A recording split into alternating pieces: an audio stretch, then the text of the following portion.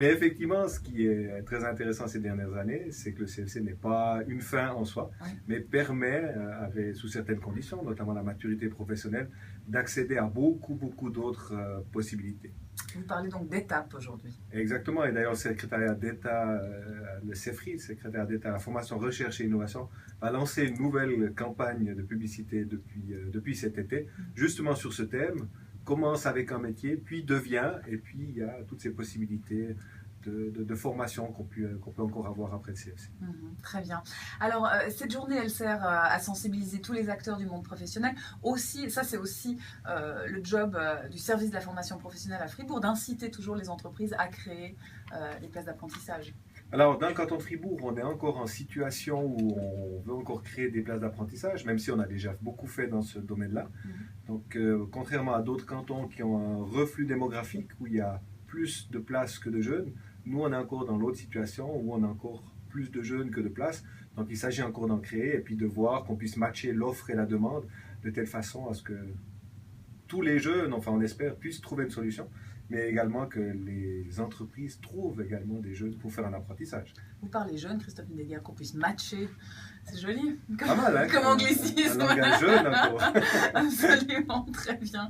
Alors, juste c'était intéressant aussi pour moi de me pencher sur la question de la journée intercantonale de la formation professionnelle et sur ce que fait le service de la formation professionnelle, parce que vous êtes évidemment au cœur de ces questions-là. Vous observez, vous développez, vous faites la promotion des différents apprentissages. C'est super intéressant.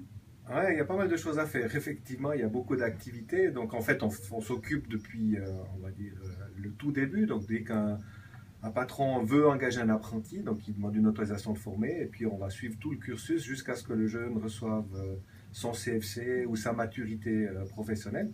Puis, à côté de ceci, on s'occupe également de la promotion. Chaque, en fait, association s'occupe de sa propre promotion, mais là, on est en appui en participant à des grandes manifestations telles que START, par exemple. Alors, Monsieur Chervet, vous releviez tout à l'heure avant l'émission, par exemple, que START, c'est quelque chose de super important pour vous. Oui, alors pour nous, c'est très important parce qu'on est une des rares professions où on a encore des places d'apprentissage de libre en ce moment. Donc, il y a encore des places. J'en appelle à tous les jeunes qui cherchent encore un métier dynamique, un métier qui permet de voyager, qui permet de se déplacer, un métier où il n'y a pas de chômage. Je profite de cette occasion pour les appeler, téléphonez-nous, il y a des places de libre.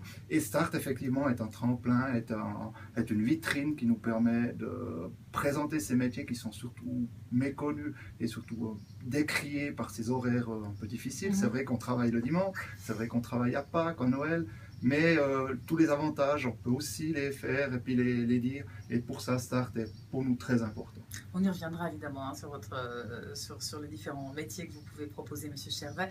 Madame Zosso, même chose pour les domaines de la santé, du social. Start, c'est aussi un salon qui est important.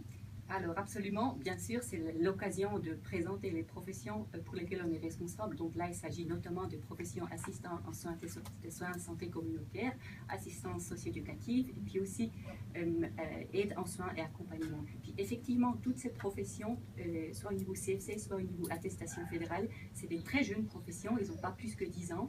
Donc il y a toujours et encore lieu de faire de la publicité. Et puis, Start est effectivement l'occasion d'informer aussi, comme M. Nidegger vient de le dire, pour informer sur les possibilités de carrière. Donc, c'est aussi dans ces domaines-là, c'est plus du tout des voies de garage. Il y a plein de possibilités de continuer. Par contre, contrairement à ce que M. Chervet vient de dire, nous, on est un peu confrontés à la situation inverse, c'est-à-dire on a un très grand intérêt de la part des jeunes de se former dans ce métier, mais on n'a pas assez de places d'apprentissage. Donc la demande dépasse largement l'offre. Il faut un peu différencier et nuancer, parce que aussi bien assistante socio-éducative que assistante en soins et santé communautaire, formation qui peut se faire dans différentes institutions. Les hôpitaux reçoivent énormément de candidatures dans les EMS et puis aussi dans le domaine social, dans le domaine handicap. La situation est un peu moins grave, je dirais, le rapport entre demande et offre est un peu plus juste, mais en général, on peut vraiment dire que la demande dépasse largement l'offre. Alors là aussi, Christophe Nidegger, au service de la formation professionnelle à Fribourg, c'est vous qui regardez, ou c'est qu'il faut un petit peu faire de la promo, ou c'est qu'il y a trop de monde, comment on gère ça? C'est relativement difficile parce qu'on sait à peu près les métiers qui connaissent beaucoup de succès, les métiers où on a un peu plus de peine à trouver des apprentis. Après, évidemment, il y a d'autres critères qui entrent en ligne de compte. Par exemple, les envies des jeunes de faire tel ou tel métier. Vous avez l'environnement social, l'environnement familial, qui fait que certains jeunes s'intéressent plus ou moins à des métiers, on va dire des métiers très, je dis souvent le terme de sexy, mais qui attirent en fait les jeunes. Si je prends un métier qui a beaucoup de succès, par exemple les informaticiens, il y a relativement peu de place, c'est des métiers qui attirent.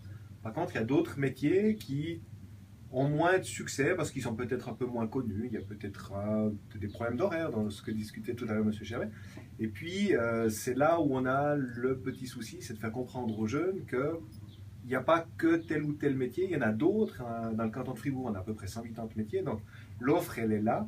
Mais c'est vrai que les jeunes s'intéressent souvent à un certain nombre de métiers restreints, et malheureusement surtout les filles. Et je crois qu'un de vos messages, justement, c'est pas de rester fixé absolument sur un métier, mais peut-être de prendre une voie parallèle. Voilà, exactement. Donc, s'il n'y a plus de place pour un métier, il y a souvent des métiers qui sont, on va dire, apparentés, qui se ressemblent, et puis dans lesquels on peut très bien se développer, quitte après avoir obtenu son CFC, repartir pour faire un autre CFC ou continuer dans une autre voie. Donc ça, c'est toujours possible. Mais c'est vrai que là, il faut que les jeunes s'ouvrent, voire même leur famille. Il ne faut pas oublier que les parents aussi jouent un très grand rôle, le milieu familial ou le milieu social, puis s'ouvrent et puis voient qu'il y a d'autres métiers, il y a d'autres possibilités qui existent. Alors moi je me souviens aussi qu'il y a bien quelques années en arrière, quand moi j'étais à l'école, il y avait déjà cette césure. Est-ce qu'elle existe toujours, les études ou l'apprentissage? Puisque ça a tellement évolué, puisqu'aujourd'hui un apprentissage peut mener à tout. Je sais que vous aviez la discussion aussi avant l'émission. Est-ce que par erreur on essaie toujours de pousser d'abord aux études avant de penser à un apprentissage? En effet, moi j'entends ça souvent, surtout aussi à l'occasion de Start, des parents qui viennent, qui disent mon fils et ma fille a des très bonnes notes, tous les professeurs essaient plutôt de l'orienter vers le collège, or elle souhaite faire un apprentissage assistante socio-éducative. Qu'est-ce que vous dites? Puis moi je peux que leur conseiller de laisser poursuivre dans cette voie, parce qu'effectivement, comme on vient de dire, il y a tellement de possibilités de développer dans ces professions-là que on ne peut plus du tout dire aujourd'hui que c'est uniquement la voie collège qui ouvre toutes les voies possibles de formation continue. Pareil chez vous, M. Chervet? C'est exactement la même chose chez nous. Chez nous, c'est le cadre familial qui restreint peut-être souvent les jeunes.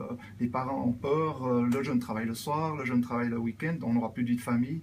Et puis tu vas être cuisinier toute ta vie ou serveur toute ta vie, alors que non, on a des possibilités aussi en faisant une maturité post-apprentissage, de partir dans des écoles hôtelières, de partir dans les écoles supérieures et de développer ce métier. Ce métier a une très grande ouverture. Je parlais avant des voyages et tout. Je crois que dans chaque ville du monde, il y a des hôtels, il y a des restaurants. Partout, on a besoin de cuisiniers, de serveurs, d'assistants d'hôtel, et toutes ces professions ont vraiment une très grande possibilité de développement personnel déjà, et puis ensuite une très grande possibilité de carrière. C'est aussi le boulot du service de la formation professionnelle, alors pour reprendre votre terme sexy, de rendre aussi ces apprentissages sexy, de rendre l'image sexy. Alors, je dirais, le boulot, il incombe surtout aux associations professionnelles. C'est elles, finalement, qui doivent vendre le métier et puis le rendre attractif, de dire quels sont les avantages, qu'est-ce qu'on peut faire par la suite, etc. Nous, on est évidemment en appui pour donner un coup de main.